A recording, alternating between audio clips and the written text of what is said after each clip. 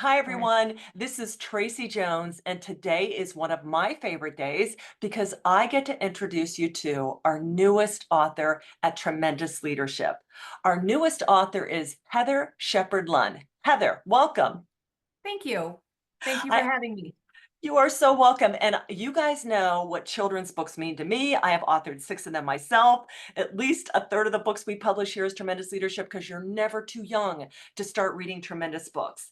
And we are excited because this new one out of our repertoire is a children's book. It is called Once Upon a Pasture, The Arrival of Winter. And Heather's going to tell you a little bit about that. I want to tell you first how I first came into contact with Heather. Heather is a dear friend of one of our previous children's authors, Dana Alexander, who wrote the tremendous book, Stop Talking Hat, The Morning Mess. And after her book came up, she did me the honor of a referral, and that's how I connected with Heather. So again, Heather, it's delighted to see how this relationship has unfolded, and you are ready to release your very first book. I am. I am. Excited. Um, So Heather, tell us about Once Upon a Pasture, The Arrival of Winter. What is it about? so I have been on my family's farm all my life, but this is the first time that I have a bottle baby that my family worked with directly. And it takes place in an uh, uh, a late snowfall in early spring. And Winter isn't able to stay out in the pasture with her mom because of this snowfall. And we bring her in out of the pasture into our home. And it is a true story that my family and I experienced this together. I love that. And you guys see, I have my overalls on today. Once upon a pasture, I went out to the pasture to meet Winter and meet Heather and meet her a fold of tremendous, and they are Scottish Highland cattle. And if you haven't seen them, this book is so beautifully illustrated. Get ready for that. But Heather, tell us a little bit about you have quite the decades of expertise and handling with the Scottish Highland cattle breed. And we think Scottish Highland, what are they doing in America? But tell us about your farm, your breed, and your background with them and why they are the center of your book. Of course. So in 1976, my dad was looking for some unique cattle to put into a pasture so that he could raise animals, know where his food source is coming from. And he chose the Scottish Highland breed because they are unique looking, they're known for their docility and calving ease, and they can graze in a pasture that isn't perfect. So he started with 6 cows and a bull, and we now currently have, because we are in the middle of calving season, 221 cattle on farm. We've been raising them for genetic diversity, for breed preservation. Scottish Highland cattle just came off of the Livestock Conservancy list in 2019. And we are currently one of the three oldest, longest standing breeders in the nation. So I'm very, very proud to have been given the opportunity to steward this fold into the next generation, sticking with traditional conformation, good attitudes, and all of the attributes that go with Scottish Highland cattle. They have been in this country since the 1880s, but a lot of times folds don't continue past the first generation. So of producers. So I'm really very proud to be able to continue this tradition in our family on our farm. Well, what a way to introduce this upcoming future leaders to the breed. I text Heather if I'm in Tractor Supply. Now everything's Scottish Highland. I was It at a book is. signing event with another one of our authors at a canine spaghetti dinner. Everything's Scottish Highland, even at a dog event. I'm like, Heather, has it always been this way, or have I just not paid attention to it? No, we've recently gained a lot of popularity. I think social media is due to a lot of that. Also, our calves are very distinct looking because they are very fluffy when they come out. But they don't stay that way long. They grow out their hair and that double coat, which is a distinctive feature of the breed. And then, of course, their horns, which continuously grow throughout their lives, start growing as well. They just have a very distinctive, almost primordial look to them. When they're out in the pasture, you're kind of transported when you see them. That's such a great way to put it, and I did get to meet them all and feed them fig Newtons, and they are the most precious babies. I mean, I'm like, I came home and I told Mike, I said, "I may be a farmer at heart," you know what I'm saying? But Everybody Heather, has a little bit of that within them, I think, they and do. caring for being the steward, being the caretaker, the herdsman. We all have a little bit of that within us of wanting to make sure that something grows and thrives with love and compassion. So Well, that's a lot of what this story is. Winter's journey isn't the typical one for a for a calf. Normally they stay with their moms, but her mom has never been that kind of girl that she asked for help. We ended up pulling her from her mom, and she ends up with a phenomenal family. she does, and is now having just had a baby, her first calf of hers This recently. is she just had a calf. His name is Spruce, and this is her fourth calf. Oh, this is her Um, fourth. Okay. Yes, this is her fourth. She's a great mom, very mindful typically of where her kid is.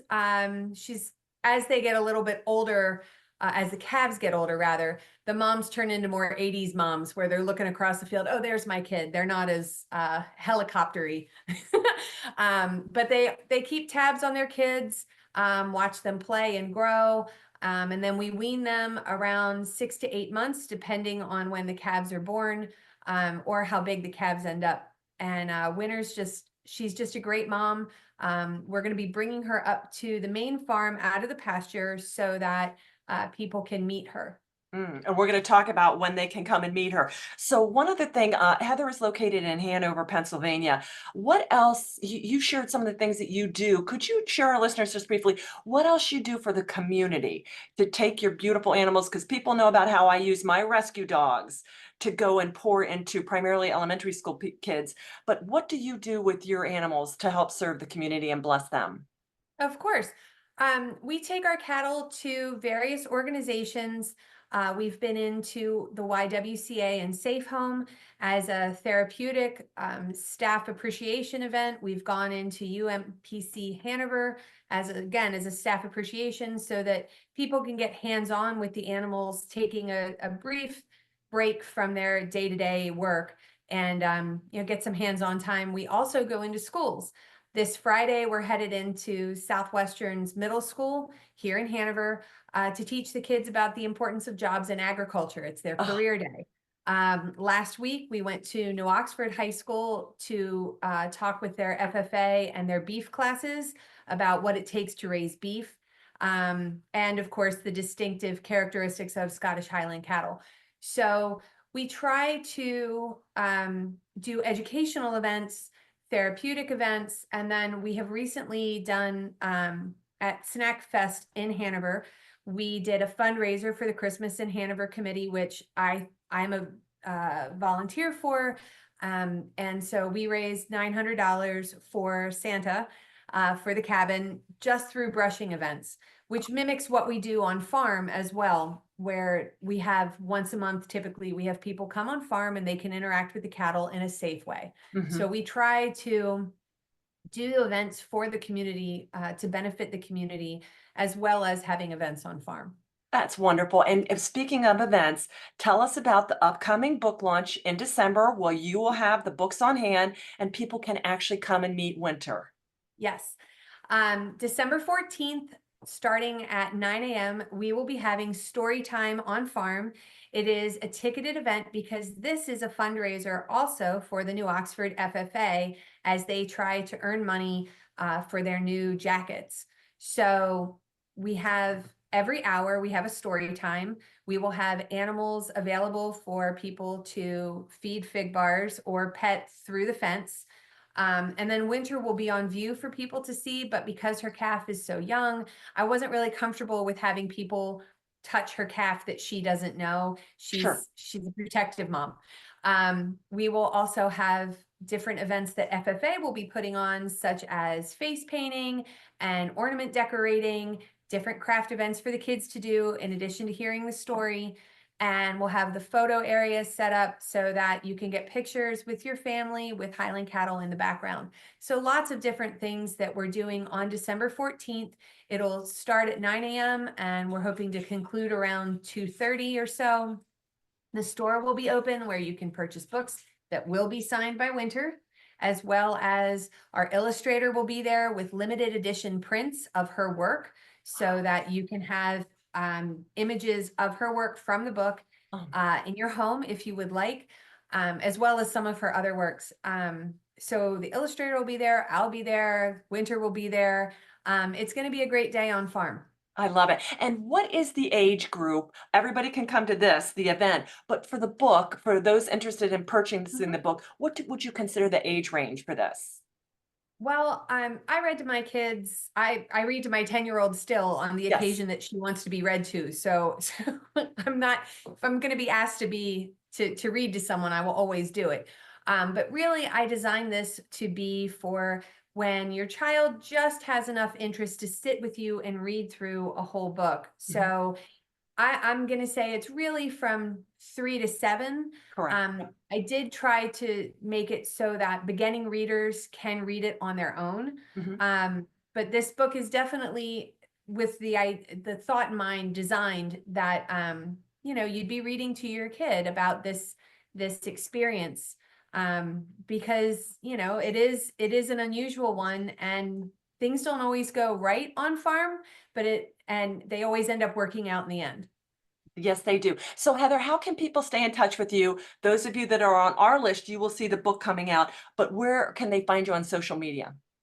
They can find us on Facebook, on Shepherd Farm. Our logo is the image there. You can find us on Instagram, which is Shepherd Farm on Apple Hill.